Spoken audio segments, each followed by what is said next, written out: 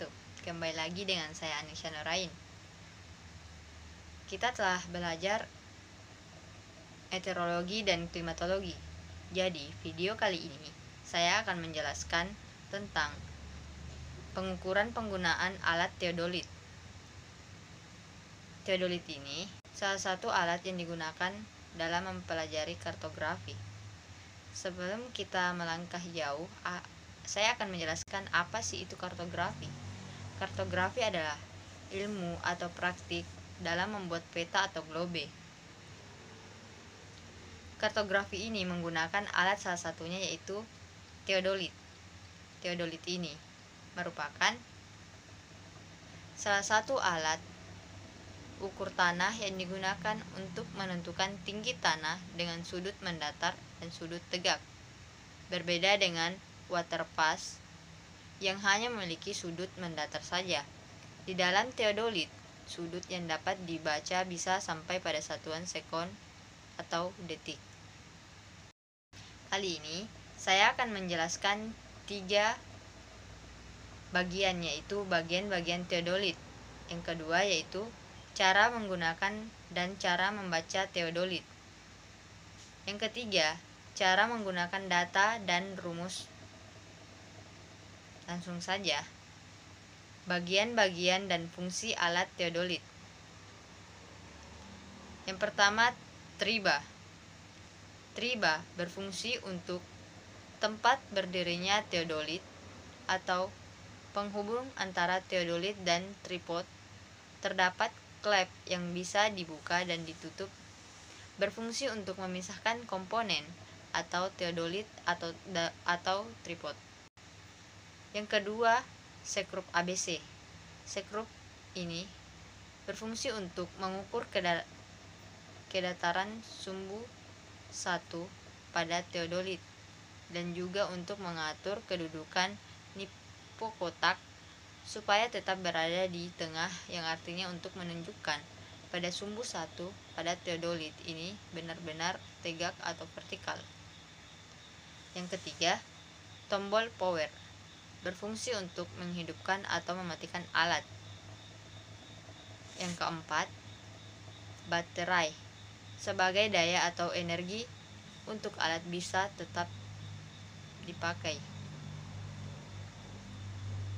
atau beroperasi. Yang kelima, LCD pembacaan. LCD pembacaan berfungsi untuk sebagai monitor untuk pembacaan hasil pengukuran.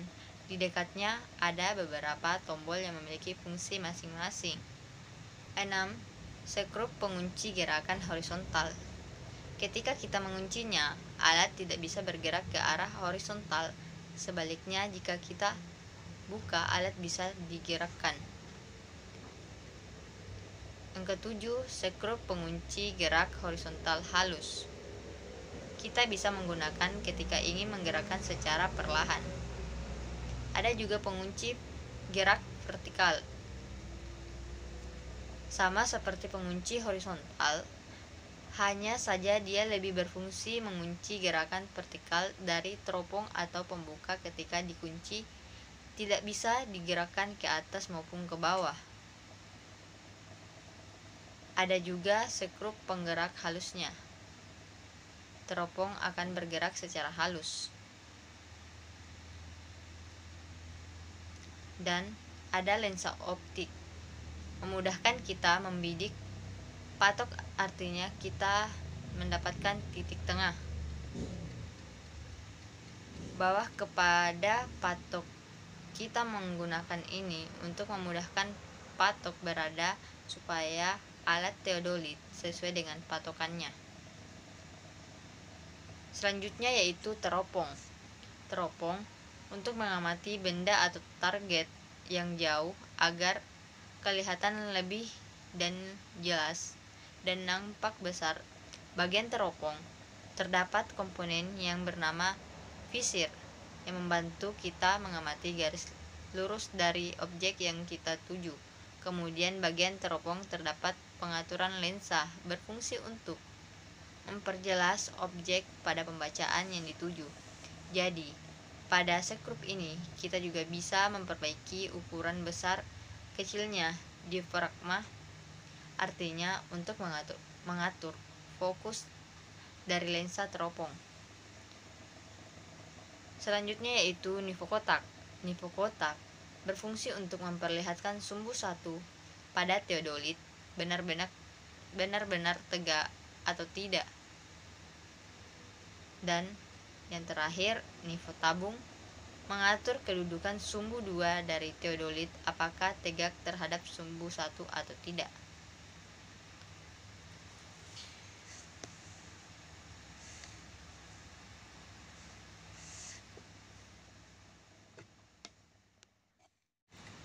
Ini adalah cara menggunakan teodolit.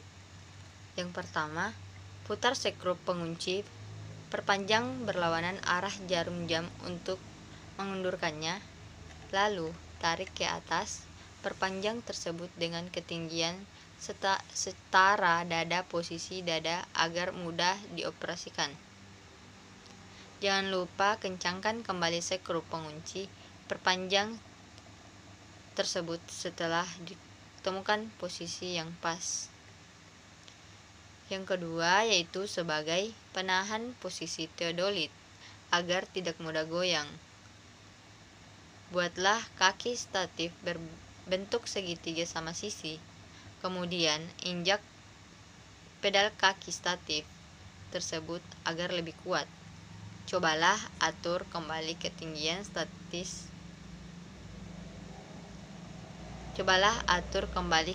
statif supaya posisi triba plat mendatar sesuai. Yang ketiga, taruh teodolit di atas triba plat. Setelah itu kencangkan sekrup pengunci cetring ke teodolit. Yang keempat, setel level nivokotak agar posisi sumbu ke-1 benar-benar tegak dengan menggerakkan sekrup klap ketiga sisi alat ukur tersebut secara beraturan.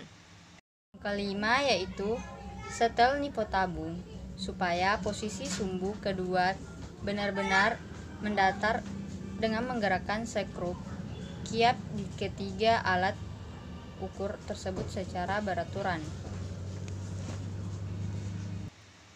6. Atur posisi teodolit dengan mengundurkan kekuatan sekrup pengunci cetring, lalu ubah posisinya berpindah ke kanan atau ke kiri hingga berada di tepat tengah-tengah titik ikat atau BM jika dilihat dari karting optik. Yang ketujuh, periksa kembali kedudukan garis bidik menggunakan batuan tanda T yang dibuat di dinding.